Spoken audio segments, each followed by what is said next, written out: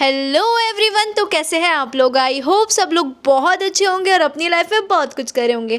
तो देखो, आ गई हूँ मैं आपके सामने एक नई वीडियो के साथ, एक नई स्टोरी टेलिंग को लेके। बल्कि ये स्टोरी टेलिंग थोड़ी मोटिवेट आप करने वाली है आपको, क्योंकि मैं आपके लिए लेकर आई हूँ। मैं नहीं लेके आई हूँ, सीबीएसई वालों ने अनाउंस कर दिया ऑलरेडी। मैं थोड़ा आपको मोटिवेट करने आई हूँ, क्योंकि मुझे पता है अभी आप लोग बहुत टेंशन में होंगे, स्ट्रेसफुल इन्वायरमेंट चल रहा होगा। घर वाले बहुत टेंशन दे रहे होंगे कि अब तो बोर्ड्स आ गए, अब पता चल, अब बोलेंगे कि अब देखेंगे रिजल्ट वाले दिन मिलना। तो काफ़ी स्ट्रेसफुल इन्वायरमेंट होगा। तो मैंने इस स्ट्रेसफुल एनवायरनमेंट को थोड़ा डाउन करने के लिए, थोड़ा हैप्पीनेस फैलाने के लिए मैंने सोचा कि एक वीडियो बना देती हूँ अपने छोटे छोटे प्यारे प्यारे जूनियर्स के लिए। मुझे पता है डेट शीट आ गई है और बहुत टेंशन में हो गया आप, क्योंकि मैं भी थी एक टाइम पे, बहुत टेंशन में थी। मेरे जब डेट शीट आई थी, अरे यार कुछ नहीं पढ़ा, अब क्या होगा। और जब मतलब एग्ज़ाम्स के टाइम पर भी ऐसे मतलब चिल हो के, मतलब टेंशन भी होती थी और पढ़ती भी नहीं थी, वो वाली चीज़ थी मेरे साथ। तो खैर, बट मैं चाहती हूँ कि आप लोग अच्छे से पढ़ो। वही मैं गाइड करूँगी आपको, कैसे आप पढ़ सकते हो, कैसे मैं अपने सिचुएशन में थी तो मैं क्या क्या करती थी, और आपको गाइड करूँगी आप किस किस चीज़ को अवॉइड कर सकते हो। तो आज की वीडियो मेरी यही रहने वाली है कि 10th एंड 12th वाले स्टूडेंट्स के लिए रहने वाली है। 10th एंड 12th वाले जूनियर्स के लिए, अपने प्यारे प्यारे जूनियर्स के लिए रहने वाली है। तो वीडियो को लास्ट तक ज़रूर देखना। लास्ट तक आते आते आई होप सो कि मैं आपका जो स्ट्रेस है एटलीस्ट वो तो कम कर दूं, क्योंकि जब तक आप स्ट्रेस में रहोगे तब तक आप पढ़ तो बिल्कुल नहीं सकते हो। तो मैं चाहती हूँ कि वो वाली सिचुएशन से आपको उस सिचुएशन से निकाल दूँ। तो वीडियो को ज़रूर लास्ट तक देखना। मैं ज़्यादा लंबी वीडियो नहीं रखने वाली हूँ, क्योंकि मैं नहीं चाहती कि आपका टाइम वेस्ट हो।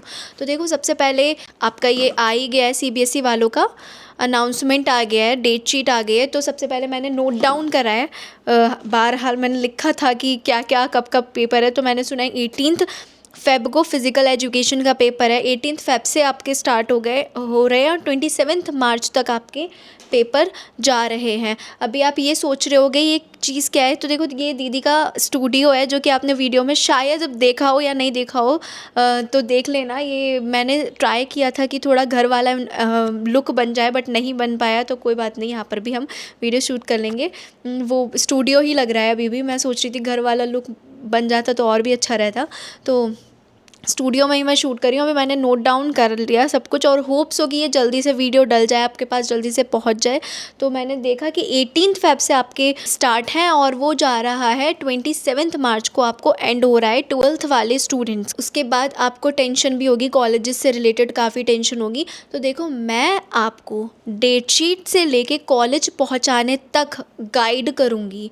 तो मेरे से आप कॉन्टैक्ट बना के रखना। आप मेरी वीडियो देख रहे हो, आपका एग्ज़ाम से लेके आपके कॉलेज तक मैं आपका साथ देने वाली हूँ। कॉलेज के डोर तक मैं आपको पहुँचा कर रहूँगी, अगर आप मेरी वीडियो देख रहे हो, मेरे सब्सक्राइबर्स हो तो। देखो, सबसे पहले मुझे पता है बहुत सारे स्टूडेंट्स ऐसे होंगे जिन्होंने कुछ नहीं पढ़ा होगा, कुछ नहीं आता होगा। कुछ स्टूडेंट्स होंगे काफ़ी कुछ पढ़ लिया होगा। लोग क्या होता है ना, जो मैं बताती हूँ, मैं उस टाइम पे सिचुएशन में क्या थी ना, मैं लोगों को देखती थी कि यार इन्होंने तो इतना पढ़ लिया, मैंने तो कुछ भी नहीं पढ़ा। और मुझे पता है बहुत सारे लोग ऐसे होंगे मेरी तरह कि वो सोच रहे होंगे यार इसने इतना पढ़ लिया, मैंने तो कुछ पढ़ा ही नहीं है, अब क्या ही होगा, ये तो उसको मेरे से ज़्यादा आता है और मैं अब पढ़ने बैठूँगा तो मैं उतना नहीं सीख पाऊँगा जितना वो सीख सकते हैं। तो ऐसा बिल्कुल नहीं है।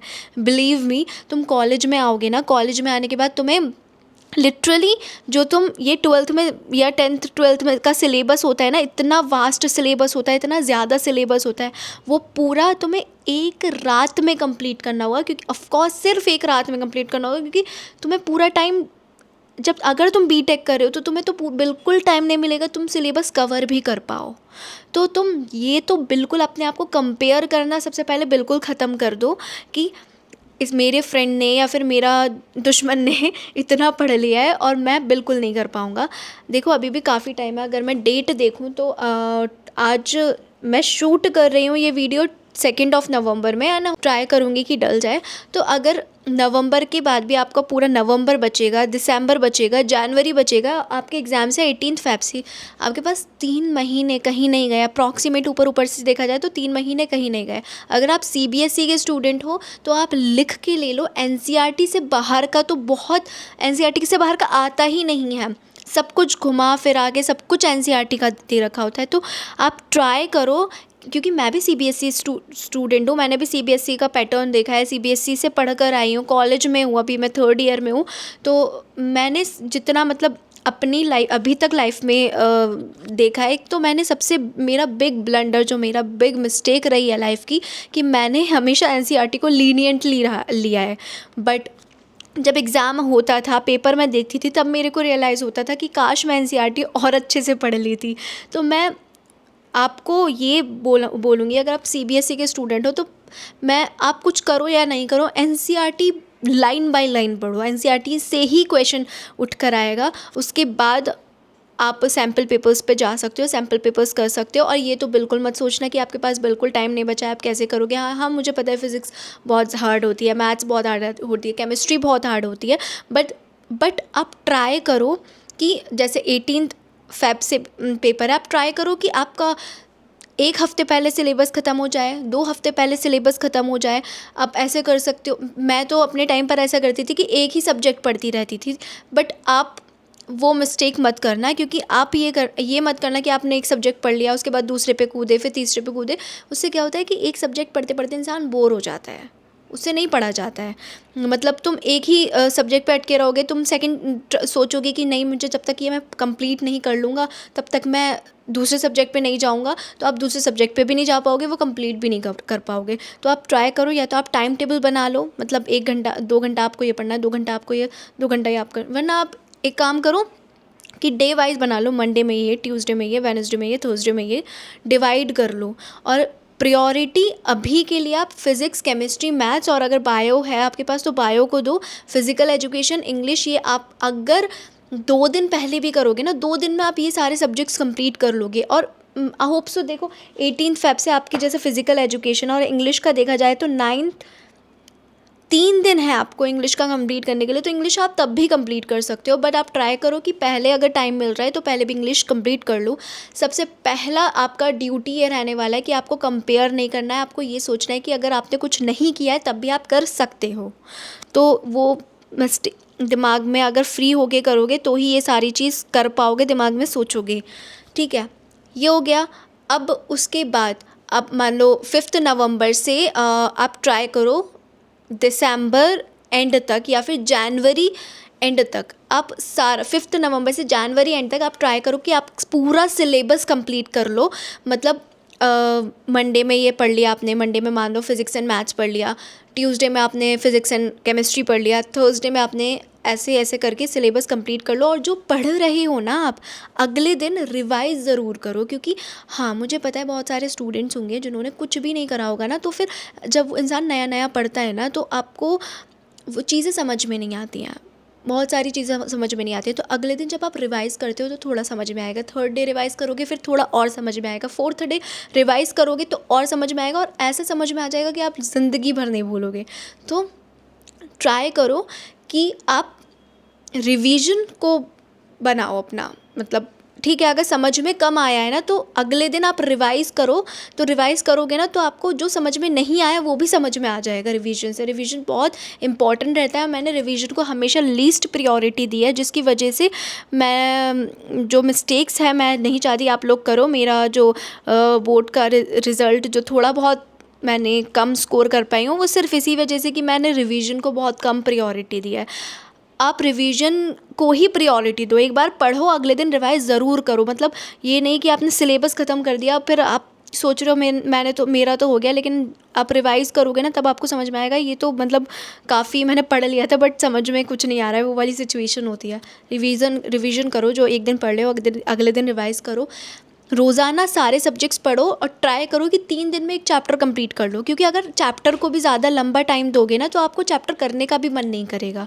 पर्सनल एक्सपीरियंस से बता रही हूँ मैं, एक चैप्टर को लेके बैठ जाती थी, 10 दिन तक चैप्टर चलता रहता था, कंप्लीट नहीं होता था, टाइम वेस्ट होता रहता था, क्योंकि उस चैप्टर को लॉन्ग हो जाता था, काफ़ी लंबा टाइम चल जाता था, जिसकी वजह से मेरा मन ही नहीं करता था पढ़ने का, मेरा मन ही नहीं करता था वो सब्जेक्ट पढ़ने का। तो आप ट्राई करो कि 3 दिन में आप पूरा चैप्टर कंप्लीट कर लो, क्योंकि मैं 3 दिन भी इसलिए बोल रही हूँ कि अगर आप दिन में 2 सब्जेक्ट पढ़ रहे होगे तो आप एक चैप्टर को 3 दिन में मैक्स टू मैक्स 3 दिन में ट्राई करो कि कंप्लीट हो जाए, ठीक है। उससे क्या होगा कि आप, और हाँ, जब चैप्टर कंप्लीट होगा साथ में रिवीजन भी कर देना है आप। एक चैप्टर कंप्लीट हो गया, नेक्स्ट चैप्टर पे कूदे तो एक चैप्टर रिवाइज ज़रूर करा, ठीक है। सबसे पहले एनसीईआरटी पे फोकस करो। वन शॉट्स देख लो, यूट्यूब पे बहुत सारे अवेलेबल है वन शॉट्स, तो वो सारे वन शॉट्स देखो, या फिर मतलब बहुत सारे, मतलब मैं ऐसे प्रमोशन नहीं कर रही हूँ, लेकिन अगर PW पे भी देखोगे, फिजिक्स वाला पे, एनसीईआरटी वाला पे बहुत सारे वन शॉट्स अवेलेबल है, वो वहाँ पे जाके देख सकते हो। उसके बाद आप उनका रिवाइज़ कर अपना एनसीईआरटी से लाइन बाय लाइन पढ़ना, सारे क्वेश्चंस अटैम्प्ट करना है एनसीईआरटी का। एनसीईआरटी कंप्लीट करने के बाद, एनसीईआरटी को रिवाइज़ करने के बाद, 2-3 बार रिवाइज़ करने के बाद आप सैम्पल पेपर्स पर आना, MCQs करना, सैम्पल पेपर्स दैन ट्राई करना। सैम्पल पेपर्स तो पता है, अगर आप जनवरी तक आपने सिलेबस कंप्लीट कर दिया, फरवरी में भी अभी 15 दिन बचेगा आपके पास, 18 फ़रवरी से आपके एग्ज़ाम्स है, तो 15 दिन सिर्फ सैम्पल पेपर्स को देना, सिर्फ सैम्पल पेपर्स करना उस 15 दिन में। उसके बाद 18 जब आएगी, 18 को फिज़िकल एजुकेशन का पेपर है। अगर फिज़िकल एजुकेशन के लिए आपने 16-17 2 दिन बचेंगे, 18 को पेपर है, 2 दिन भी दिया, फिज़िकल एजुकेशन का कोई प्रॉब्लम नहीं होने वाला है। फिज़िकल एजुकेशन 2 दिन में बहुत अच्छे से कंप्लीट हो जाएगी। फिज़िकल एजुकेशन का एग्ज़ाम देना, उसके बाद आपका एग्ज़ाम आएगा 18 से 20 के बीच में, आपको काफ़ी टाइम मिलेगा। फिज़िक्स का एग्ज़ाम आएगा, मतलब काफ़ी नहीं, सॉरी, 1 दिन मिलेगा। तो आप ये तो सोचना भी मत कि आप उस 1 दिन में पढ़ने बैठोगे। मेरी वीडियो देख रहे हो तो आपको पहले से ही आइडिया हो जाना चाहिए पढ़ने का, कि आपने उस टाइम पर फिज़िक्स का एनसीईआरटी भी कर रखी होगी, आपने उस टाइम पर सैम्पल पेपर भी सॉल्व कर रखा होगा। तो आपका उस टाइम पे सिर्फ क्या ड्यूटी होगी कि एक बार एनसीईआरटी के सारे क्वेश्चंस देख लेना। 3-4 घंटे आप 3 घंटे 4 घंटे बैठ जाओ, पूरा सिलेबस आप एनसीईआरटी का कंप्लीट कर लो। फिर 2 घंटे और एक्स्ट्रा 3 घंटे बैठकर आप सैम्पल पेपर्स रिवाइज़ कर लो। उसके बाद वन शॉट नोट्स ज़रूर बना लेना कि इस चैप्टर में क्या है, ये क्या है। ये मैं अपने टाइम पे करती थी, सारा वन शॉट्स नोट्स एक पेपर पे लिख लेना, ताकि वो जब आप एग्ज़ाम दे जा रहे हो तो आपको ऑफ कोर्स पूरा देखोगे तो नहीं, 2-3 घंटे बचे एग्ज़ाम में, कुछ पूरा देखोगे तो नहीं, सुबह उठ के रिवाइज़ करोगे तो आप एक बार वो पेपर देख सको, वो वाला चीट शीट बना कर रखना चाहिए आपके पास, ठीक है। फिज़िक्स का एग्ज़ाम हो गया, एग्ज़ाम देकर उसकी टेंशन नहीं लेनी है कि एग्ज़ाम में आपने क्या गलत कर दिया है, क्या सही कर दिया है। जो हो गया, वो आप जाके ठीक तो कर नहीं सकते हो। अगर ख़राब भी हो गया है तो सोचो मत, जाके ठीक आप वो नहीं कर सकते, उसको जाने दो। पेपर हो गया, छोड़ो। पेपर आने तक बहुत मेहनत करो, पेपर देने के बाद मत सोचो कि आपने क्या छोड़ दिया, क्या उसमें छूट गया है या फिर एग्ज़ाम गलत गया है। वो बिल्कुल ये मिस्टेक तो करनी नहीं है। पेपर गया कैसा भी गया, उसके बारे में नहीं सोचना। 20 के बाद, 20 फ़रवरी के बाद आपका केमिस्ट्री का पेपर होगा, जो कि 28 को होगा केमिस्ट्री का पेपर। तो आपके पास 20 के बाद 28 7 दिन बचेंगे केमिस्ट्री के लिए, काफ़ी टाइम आपको मिलेगा। तो आपको केमिस्ट्री में और अच्छा परफॉर्म करना है। अब मैं ये नहीं बोल रही हूँ कि अगर आप ये भी कर सकते हो, अगर आपको मान लो टाइम कम लग रहा है तो केमिस्ट्री का थोड़ा प्रायोरिटी कम रख सकते हो, क्योंकि फ़िज़िक्स का आपका जो होगा उसमें सिर्फ 1 दिन का टाइम है, तो आप उसमें सिर्फ रिवाइज़ ही कर सकते हो। केमिस्ट्री में अगर एक आध चैप्टर बच भी गया है तो आप उसमें पूरा कर सकते हो। वैसे ट्राई करना कि आप कंप्लीट ही कर लो, क्योंकि आपको रिवीजन के लिए काफ़ी टाइम मिल जाएगा, ठीक है। केमिस्ट्री एंड मैथ्स में, आई गेस मैथ्स में भी काफ़ी टाइम है, तो मैथ्स में भी आपके पास 10 दिन है। 28 के बाद 9 को है, तो काफ़ी टाइम है, 10 दिन है। तो आप फ़िज़िक्स तो ट्राई करो कि कंप्लीट कर ही लो, क्योंकि फ़िज़िक्स में काफ़ी कम टाइम है। केमिस्ट्री में आप जब 7 दिन बचेंगे तो 1 दिन में आप ये कर सकते हो कि एक दिन एनसीईआरटी कर ली, 2 दिन में एनसीईआरटी रिवाइज़ कर ली, 2 दिन में सैम्पल पेपर्स कर लिए, बाकी के 2 दिन में चीट शीट्स रिवाइज़ कर लिया, बाकी के 2 दिन में ऐसे करके आप केमिस्ट्री को भी इस टाइम पे सिर्फ रिवाइज़ ही करो। अगर कुछ बच जा रहा है, कुछ टॉपिक्स रह जा रहे हैं, तो उस टाइम पे वो कवर कर सकते हो। फ़िज़िक्स को प्रायोरिटी देनी है, क्योंकि फ़िज़िक्स में सिर्फ 1 दिन है।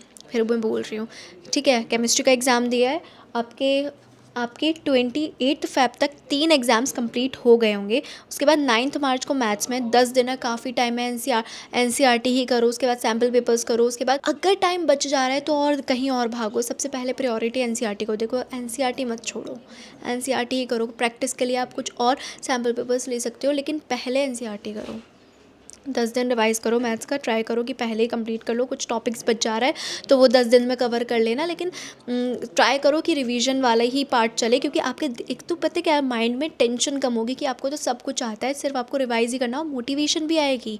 पता है मोटिवेशन तभी आ पाती है ना जब आपने कुछ कंप्लीट कर रखा होगा ना, तब मोटिवेशन भी आएगी और पढ़ने की, कि हम और अच्छा कर सकते हैं। ठीक है, तो मोटिवेशन भी तभी आती है। फिर मैथ्स का हो गया आपके 9th मार्च तक सारे पेपर्स ऑलमोस्ट हो रखे होंगे। सिर्फ बायोलॉजी वालों के स्टूडेंट्स के लिए बायो का पेपर 27 मार्च को बचेगा, और 12th मार्च को इंग्लिश का पेपर है। तो इंग्लिश के पेपर में भी टाइम है, 9, 10, 11, 2 दिन है। इंग्लिश ईजीली कर सकते हो इफ़ अगर नहीं करी होगी। इंग्लिश में ज़्यादा कुछ होता नहीं है, 2 दिन में पढ़कर आप अच्छा खासा 80-90 प्लस स्कोर कर सकते हो। मैंने तो खुद इंग्लिश 1 दिन में ही कंप्लीट करी थी। टाइम था मेरे टाइम पर, लेकिन मैंने सिर्फ 1 दिन में कंप्लीट करी थी, और मेरे अप्रॉक्स 80 प्लस आए थे इंग्लिश में। उसके बाद बायो वाले स्टूडेंट्स के लिए, मैं बायो का मेरा बैकग्राउंड नहीं है, बट बायो के लिए भी आपके पास काफ़ी टाइम है। 12th के बाद 27 को है, तो बायो भी आप इजीली प्रिपेयर कर सकते हो। मेरा बैकग्राउंड थोड़ा मैथ्स का था, मैं इंजीनियरिंग स्टूडेंट हूँ, अभी करंटली इंजीनियरिंग कर रही हूँ। मैथ्स का बैकग्राउंड है, इंजीनियरिंग मैं कर रही हूँ, 3rd ईयर में हूँ currently, and then 4th year में आऊँगी। तो देखो, आप, मुझे पता है आपके साथ क्या सिचुएशन हो रही है। आप बहुत ज़्यादा स्ट्रेसफुल इन्वायरमेंट होगा, मतलब काफ़ी स्ट्रेस में होगे, तो आप सबसे पहले अपने आप को कंपेयर करना ख़त्म कर दो। दूसरे से कंपेयर बिल्कुल मत करो। मैं अपने टाइम पे बहुत करती थी। रिलेटिव्स का सोचना ही छोड़ दो कि क्या रिलेटिव सोच रहा है, क्या ये वो, कुछ नहीं। सिर्फ अब पढ़ाई करो, पढ़ाई करोगे, अच्छा स्कोर करोगे तो दिमाग में टेंशन ही नहीं होगी रिलेटिव क्या सोच रहा है, क्या नहीं सोच रहा है। आप अपना 100% दो, और पेपर देने के बाद मत सोचो कि पेपर में क्या आप करके आए हो और क्या नहीं करना चाहिए था, वो छोड़ दो, गया गया। ठीक है, उसके बाद आपको कॉलेज की टेंशन होगी। कॉलेज के लिए भी टेंशन कुछ नहीं लेनी है। मेरे पास आओ, मुझे कांटेक्ट करो, मैं आपको अच्छे से और गाइड करूँगी। डिस्क्रिप्शन में आपको नंबर मिल जाएगा मेरा, डायरेक्टली मेरे को कांटेक्ट करो। आपका इतने मार्क्स आए, आपने ये एग्ज़ाम दिया, और उसके बाद आगे का मैं क्या कर सकता हूँ, मैंने ये एग्ज़ाम दिया है, मेरे इतने मार्क्स आए हैं, मेरा बजट इतना है, मुझे बताओ, मैं आपको बताऊँगी कि आगे के लिए आपके लिए क्या बेस्ट रहेगा, आपने कितना स्कोर किया है, वो सब आगे तक के लिए मैं हूँ। मेरा टेंशन मत लो तुम, बैठी हो, मैं गाइड करूँगी, कॉलेज तक पहुँचा के आऊँगी। बाकी जितना पॉसिबल हो सकता था मैंने आपको एक्सप्लेन करने का कोशिश करा है। मैंने अपने रियल लाइफ एग्जांपल्स से आप रिलेट किया है। मैंने कोई स्क्रिप्ट रेडी नहीं करी, अभी भी बैठी हूँ विदाउट एनी स्क्रिप्ट। मैंने बस नोट डाउन करा कब का पेपर है, उसके लिए क्या क्या आपके लिए बेस्ट हो सकता है, क्योंकि मैं इस एक्सपीरियंस से गुजर चुकी हूँ, तो मैं अपने एक्सपीरियंस के साथ आपको बता रही हूँ। तो मैंने कोई स्क्रिप्ट रेडी नहीं करी, अगेन मैं बोल रही हूँ। तो ये सब विदाउट स्क्रिप्ट था। आई थिंक 18-19 मिनट की वीडियो हो गई, आपका टाइम भी काफ़ी वेस्ट हो गया है। तो मैं लास्ट में यही बोलना चाहूँगी कि आप किसी के बारे में मत सोचो, अपना कंपेयर किसी से मत करो, सिर्फ अपनी पढ़ाई पे ध्यान दो, एनसीईआरटी पे फोकस करो, सैम्पल पेपर्स पे करो, उसके बाद अदर प्रैक्टिस के लिए जाओ और 100% दो। एग्ज़ाम देने के बाद डायरेक्टली मेरे को कांटेक्ट करो, मैं बताऊंगी आपने कितना स्कोर कर लिया है, उसके अकॉर्डिंग आपके लिए क्या ठीक रहेगा वो मैं गाइड करूंगी। जेईई मेंस दिया है, उसके लिए उसके आगे का इतना स्कोर रहा है जेईई मेंस में, उसके आगे का क्या रहेगा, उसके लिए मैं बैठी हूँ, मैं गाइड करूँगी। आप लोग के लिए ही बैठी हूँ। मुझे पता है आप लोग किस सिचुएशन में हो, क्या है। मैं नहीं चाहती कि आगे के लोग ऐसा, मतलब उनके साथ ऐसी सिचुएशन आए जैसे जो मेरे साथ हुई है। तो आप लोग को मैं बता सकती हूँ कि आप इस पॉइंट पे ये ठीक रहेगा, इस पॉइंट पे ये ठीक रहेगा, वो मैं आपको गाइड कर सकती हूँ। तो उसकी टेंशन बिल्कुल नहीं लेनी है। चैनल को ज़रूर सब्सक्राइब कर लेना, क्योंकि नोटिफिकेशन आएगी तभी आपको पता लग पाएगा। तो वीडियो काफ़ी लंबी हो गई है, मैं वीडियो को करती हूँ ख़त्म, मुझसे बोला भी नहीं जा रहा। मेरे को अभी काफ़ी काम भी करना है, कॉलेज का काफ़ी काम रहता है, मेरे तो एग्ज़ाम्स भी आने वाले हैं। तो हम चलते हैं, मिलते हैं नेक्स्ट वीडियो में। अभी के लिए बाय बाय, और all the best for your exam.